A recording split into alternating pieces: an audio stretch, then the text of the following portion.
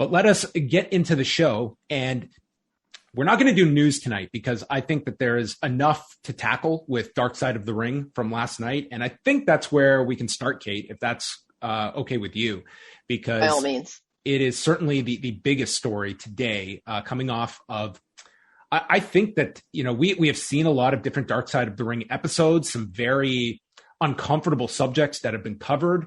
This one, for so many different reasons, Kate, I think is going to resonate with people. We're talking about major figures in the industry. One that, we're only talking 19 years ago, which is not a crazy jump into history.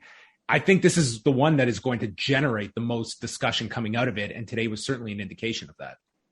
I think and one that has already generated a consequence. Yes. In terms of Tommy Dreamer being already indefinitely suspended for his comments on the episode. I owe you a thank you, by the way, because you kind of gave me a heads up beforehand. I, like most people, I think had heard the sort of boisterous locker room version of this story. I had not heard anything about Flair. I'd heard that, there was this turbulent in various ways flight and people got drunk and were playing pranks on each other and getting in fights. And when I first heard about it, I thought, well, I don't know what it is that's going to be a real story. It didn't seem to be a story on the level of some of the rest of what they've covered. Haha.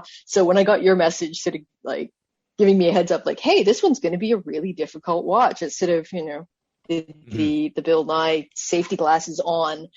And so I was a little bit prepared for what I heard. Not entirely. It's never easy to hear that sort of story told. And I think particularly hearing the voice of the victim telling her own story was one of the victims, but it was very powerful and it was very depressing. And it was certainly something I hadn't felt that way about being a wrestling fan and about the industry since last year with the first wave of the speaking out allegations. Right. So yeah, it was a rough watch, and I give the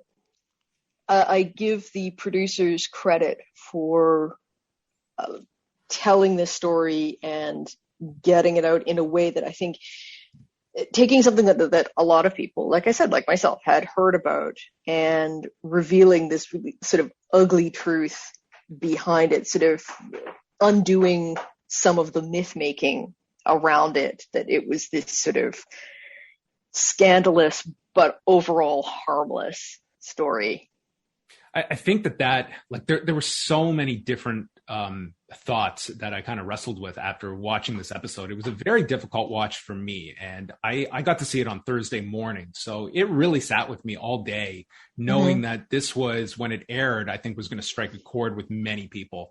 And that was certainly the case on Friday. But it was one where I think you can just look at so many different elements, right down to the way this has been dubbed the plane ride from hell. Like it's kind of like we use these very vague terms to describe like the party culture. And it's like breaking those down and hearing in their words, like it shouldn't come as shocking. And I was like familiar with this story ahead of time. Like there was the lawsuit in 2004, but to your point, like I don't think a whole lot of people would have known the nitty gritty details of this. And there were certainly elements of this episode that I was hearing for the first time, but you're just left.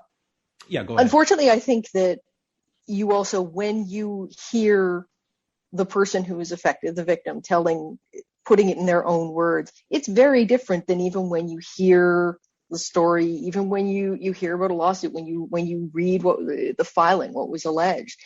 It's not the same. It does hit differently. I think almost right off the top, what got me, because again, you hear these stories about party culture and you know what that means, but hearing Rob Van Dam talk about, like, just make this sort of offhand comment about, he was just sort of trying to explain what H-bombing people were like, how giving them halcyon. And he specifically just referred to, the guys would do this to young women who would be hanging around so that they could have their way with them.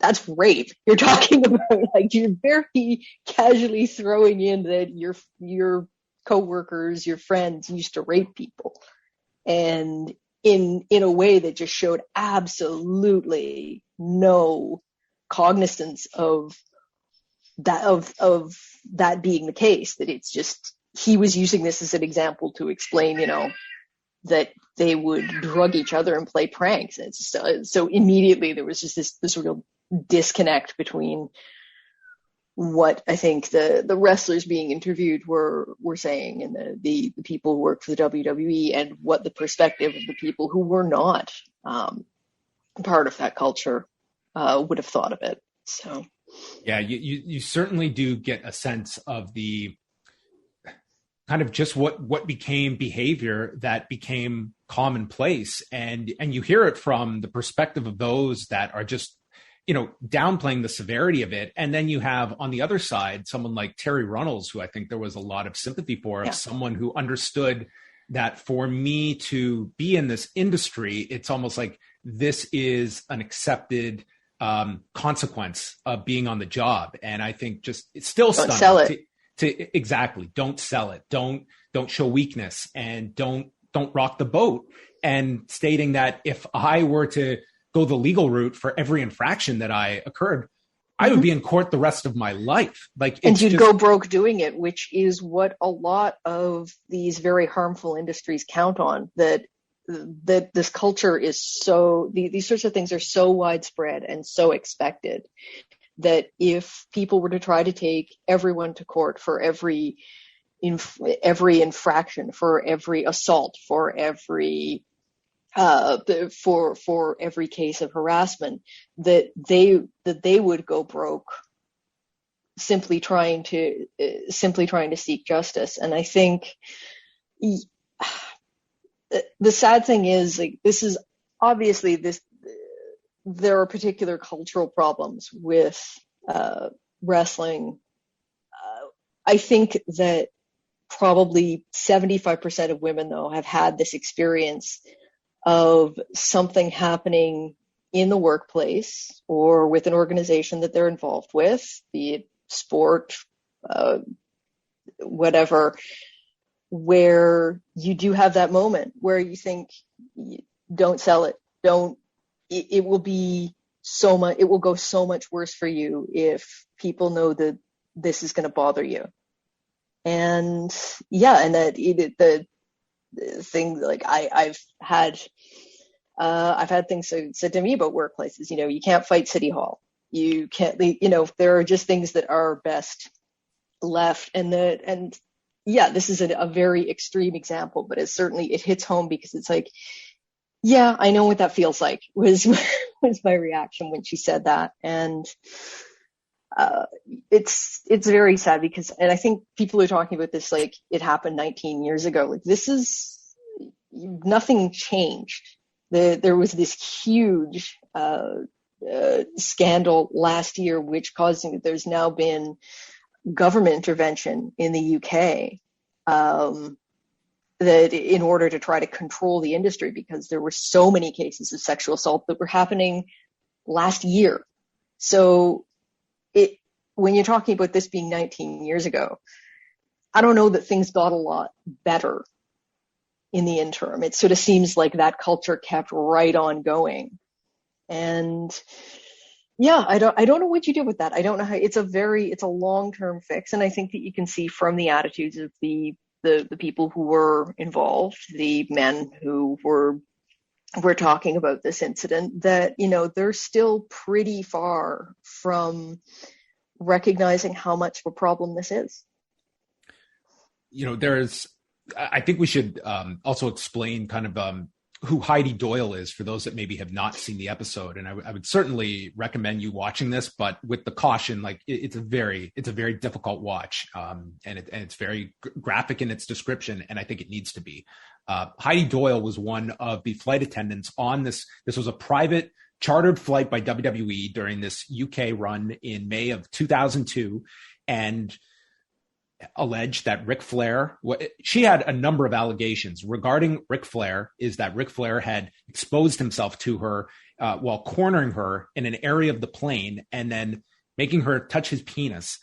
Then had an incident with Scott Hall, who we only hear his voice of. He was not interviewed for this, believing he had been drugged on the plane, and ends up grabbing her by the blouse and then licking her.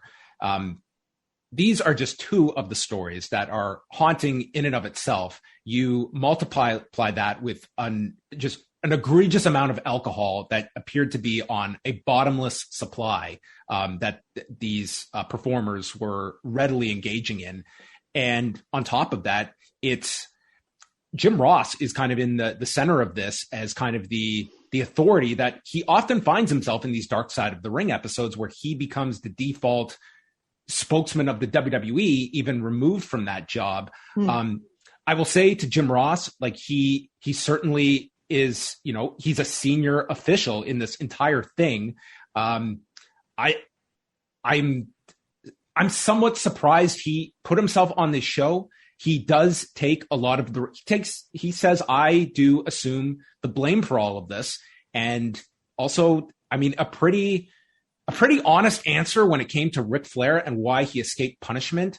He was taken aback. Like, he was speechless and just said that he got a pass. It was a pretty honest assessment of what occurred here.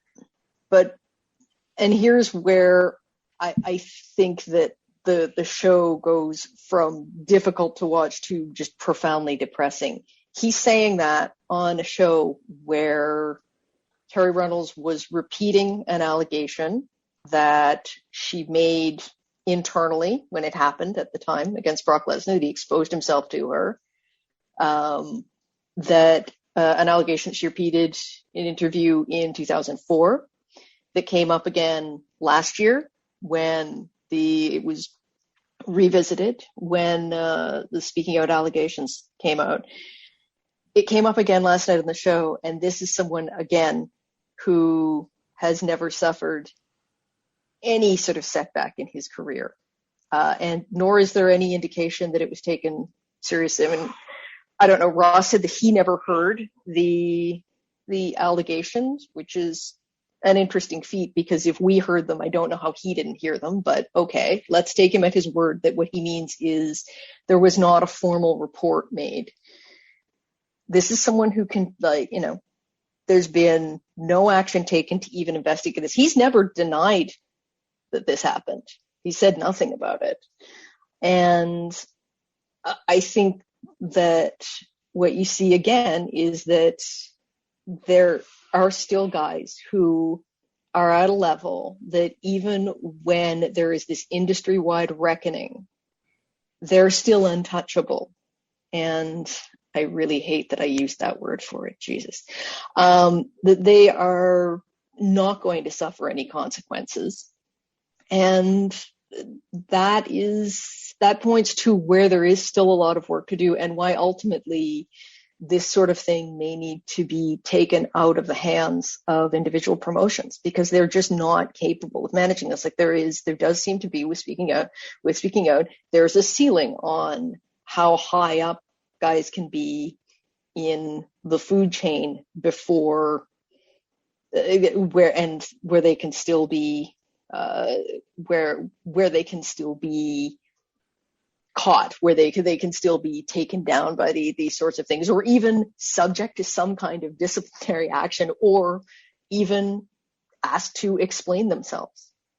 Well, I think that is, in the wake of the Speaking Out movement was the need for some kind of third party oversight. And, different companies are going to be in different positions to implement such a thing. WWE does not fall under that category of a company that is clearly equipped to do such a thing, that an incident involving a Terry Runnels and a Brock Lesnar, that there is no way that should be left to don't sell it. There should be a mechanism in place that such actions can be taken forward to, where someone can report an incident under anonymity if needed, because I do not have confidence that these companies can police themselves. And this is the story, that there was a perfect storm of all of these people that were willing to speak on a television show. God knows how many more stories are out there that we have never heard about. It would be endless, you would assume. And I just believe that we have a whole history of an industry that polices itself and is kind of off into the corner of pop culture. And this is, black eye is not enough of a harsh statement of what this incident is. And really it's plural for this plane ride. Yeah. So, I mean, it's one that I certainly will encourage people that have seen the episode, if you want to call in later and talk about it. There is so much attached to this episode. It was a very important episode. As Kate mentioned, that in the fallout of this, we have not talked about Tommy Dreamer, but his comments were extremely offensive, extremely tone deaf. And in light of that, Impact Wrestling has indefinitely suspended him with the announcement made earlier today. And they did issue a statement to us that is up on the website. Car Shield has also put their campaign on pause. This was the campaign that featured Ric Flair and has been airing for months, as I recall, issuing a statement to pwinsider.com, their ad agency, indicating that. So those are the immediate fallout from this episode that aired on Wednesday night. And we will see if there is more. And I think that there is going to be great scrutiny around many of the figures that were attached to this episode. Is there any closing thoughts, Kate, before we move on? I know that this is, we could spend a lot of time on this. There's so many different aspects to it, but in terms of just the episode, I'm sure it was an extremely hard one to sit through, and coming out of it, this is not a show that I think you're just going to turn off and assume your regular activities. It's one that it has sat with me since watching it. I think that my final thoughts would be sort of in line with what you just said. There is no evidence that this industry can police itself effectively. And perhaps this is also tied to the need for a union within because at least a union would be there to advocate for performers. I think one of the things that distressed me about watching that show, one of the many things, was that if any of the men interviewed felt remorse about what was done to the two flight attendants, the two who filed lawsuit, Heidi Doyle, and I've unfortunately blanked on the other woman's name, but I think that if they felt truly bad about what had happened to them, there was a camera there, they could have apologized. If they were remorseful, there was the opportunity to say that, and none of them did.